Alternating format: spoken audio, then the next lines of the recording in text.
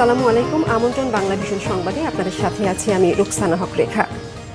আইন শৃঙ্খলা পরিস্থিতি নিয়ে এসপি সহ পুলিশের ১২৭ শীর্ষ কর্মকর্তার সাথে প্রধান উপদেষ্টার বিশেষ বৈঠক আজ। এ মাসের ২৬ তারিখ ৪ দিনের সফরে চীন যাচ্ছেন তিনি। ২৭ মার্চ প্রধান উপদেষ্টা বোয়াও ফোরাম ফর এশিয়া সম্মেলনে বক্তব্য রাখবেন। এছাড়া সফরে দেশটির প্রেসিডেন্ট শি জিনপিং এর সাথে প্রধান উপদেষ্টার বৈঠক হবে ২৮ মার্চ। রোববার রাজধানী ফরেন সার্ভিস একাডেমিতে এসব বিষয়ে বিস্তারিত জানান প্রধান উপদেষ্টার প্রেস সচিব শফিকুল আলম। আর উপপ্রেস সচিব জানিয়েছেন, অধিভুক্ত ৭ কলেজের বিশ্ববিদ্যালয়ের নাম হবে ঢাকা সেন্ট্রাল ইউনিভার্সিটি। ৭ কলেজের প্রতিনিধিদের সম্মতিতে এ সিদ্ধান্ত হয়েছে। প্রধান উপদেষ্টার সাথে শিক্ষা মন্ত্রণালয়ের বৈঠকের পর চূড়ান্ত অনুমোদন পাবে বিশ্ববিদ্যালয়টি। প্রেস সচিব জানান, চীন সফরে বিনিয়োগ ও বাংলাদেশের শিল্প স্থানান্তরের বিষয়টি সর্বোচ্চ গুরুত্ব দেবে সরকার।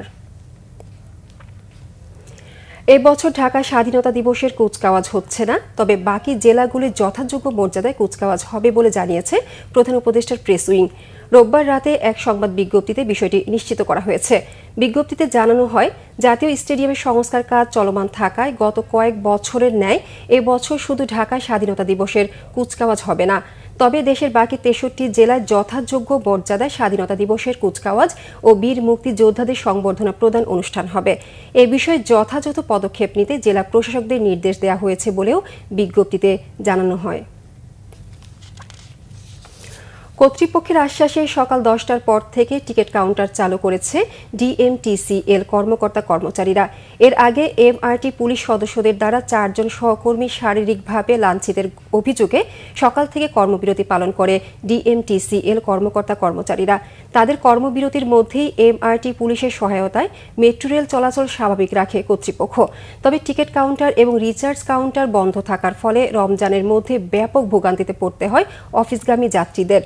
রোববার রাতে এক বিজ্ঞপ্তিতে ডিএমটিসিএল এর কর্মকর্তা ও কর্মচারীরা জানান, রোববার বিকেল ৫:১৫টার দিকে ডিএমটিসিএল এর ৪ জন সহকর্মী এমআরটি পুলিশ দ্বারা মৌখিকভাবে ও শারীরিকভাবে লাঞ্ছিত হন। এই ঘটনার প্রতিবাদে আগামী ১ কার্যদিবসের মধ্যে ঘটনার মূল হোতা অভিযুক্ত পুলিশ সদস্যকে স্থায়ীভাবে বরখাস্ত এবং ঘটনার সাথে জড়িত সকল পুলিশ সদস্যকে শাস্তি ও প্রকাশ্যে ক্ষমাসহ ৬ দফা দাবিতে কর্মবিরতি ঘোষণা করে মেট্রো রেলের কর্মকর্তা কর্মচারীরা।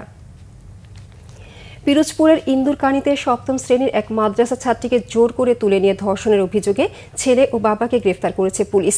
গ্রেফতারকৃতরা হল হৃদয় গাজী ও তার বাবা দুলাল গাজী। রোববার বিকেলে ওই মাদ্রাসা ছাত্রীর মা ইন্দুরকানী থানায় হৃদয় গাজী ও দুলাল গাজীর বিরুদ্ধে ধর্ষণ মামলা করেন। পরে উপজেলার ঘোষেরহাট বাজার এলাকা থেকে তাদের গ্রেফতার করে পুলিশ। মামলায় বলা হয়, উপজেলার দক্ষিণ ভবানীপুর গ্রামের দুলাল গাজীর ছেলে হৃদয় গাজী একই এলাকার ৭ম শ্রেণীর ওই ছাত্রীকে প্রায় উত্ত্যক্ত করত। গত ২২ জানুয়ারি ওই ছাত্রীকে মাদ্রাসার সামনে থেকে তুলে নিয়ে গোপালগঞ্জে তার খালার বাড়িতে নিয়ে যায়। হৃদয় গাজী তাকে ওই বাড়িতে রেখে একাধিকবার ধর্ষণ করে।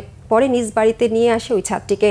ছেলের বাবা দুলাল গাজীর সহযোগিতায় জোর করে বিয়ে দেয়া হয় বলে অভিযোগ করেছে মেয়ের পরিবার। ওই মাদ্রাসা ছাত্রীর মা জানান, তারা মেয়েকে আনতে গেলেও মেয়ের সাথে দেখা করতে দেওয়া হয়নি, মামলা করতেও বাধা দেওয়া হয়। আজ ওই ছাত্রীকে স্বাস্থ্য পরীক্ষার জন্য জেলা হাসপাতালে পাঠানো হবে বলে জানিয়েছে পুলিশ। নানা জাতের খেজুরের বেচাকেনা বেশ জমেছে বগুড়ায়। শুল্ক কমানোয় আমদানিও প্রচুর। সব শ্রেণীর রোজাদাররা চেষ্টা করছেন ইফতারের খেজুর রাখার। ব্যবসায়ীরা বলছেন, অন্য বছরের চেয়ে এবার বেচাকেনা ভালো। বগুড়া থেকে আব্দুর রহিম বগুড়ার তথ্য ছবিতে ডেস্ক রিপোর্ট। রোজায় খেজুরের চাহিদার কথা মাথায় রেখে বগুড়ায় এবার ৫,০০০ টন বিভিন্ন জাত ও নামের খেজুর আমদানি হয়েছে। এর মধ্যে নিম্ন মধ্যবিত্ত ও মধ্যবিত্ত মানুষের ক্রয় ক্ষমতার নাগালে রয়েছে দাবাস, লুলু, জায়েদি, মরিয়ম, তিনুশিয়া ও ইরাকের খেজুর।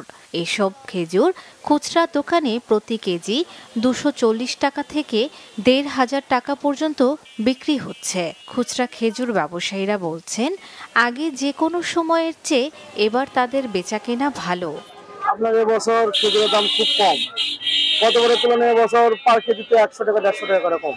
কারণ বিএপি খেজুর তো সবাই কিনতে পারে না, কম দামে খেজুরটা ২০০ থেকে ৩০০-র মধ্যে সবাই নিয়ে খাওয়ার সুবিধা হয় সবার। শুল্ক হ্রাসের ধারাবাহিকতা চান ব্যবসায়ীরা। বর্তমান সরকার ব্যবসায়ী বান্ধব সরকার এবং তারা বিভিন্ন প্রকার সুযোগ সুবিধাও দিচ্ছে এবং পাশাপাশি এটা যাতে পরবর্তীতে এই ধারাবাহিকতা ঠিক থাকে। রুচির পরিবর্তনে এখন ভালো জিনিসটা বেশি দাম হলেও কিনছেন ক্রেতারা। সমস্ত মানুষ আর কি আপনার মনে করেন এই খেজুরগুলো খুব মানে পছন্দ করতেছে, তারা এগুলোকে মানে আগ্রহ করে নিচ্ছে। এখন যোগাযোগ ব্যবস্থা ভালো হওয়ার কারণে হয়তো কিছু কিছু লোক ঢাকা যাচ্ছে। একটা সময় দেখা গেছে যে মোটামুটি 90% লোকই এই বগুড়া থেকে মোকাম করছে খেজুরের জন্য বা ফলের জন্য। বগুড়া ফল ব্যবসায়ী সমিতির সাবেক সভাপতির অভিযোগ, কিছু অসৎ ব্যবসায়ীর কারণে খেজুর ব্যবসার সুনাম নষ্ট হয়। তবে প্রশাসনের তৎপরতা ও অভিযানে এবার তারা বেপরোয়া হয়ে উঠতে পারছে না। অনেকে অতিরিক্ত মুনাফা নিয়ে ব্যবসা করে, বিশেষ করে আমাদের খুচরা বাজার কন্ট্রোলে ছিল না।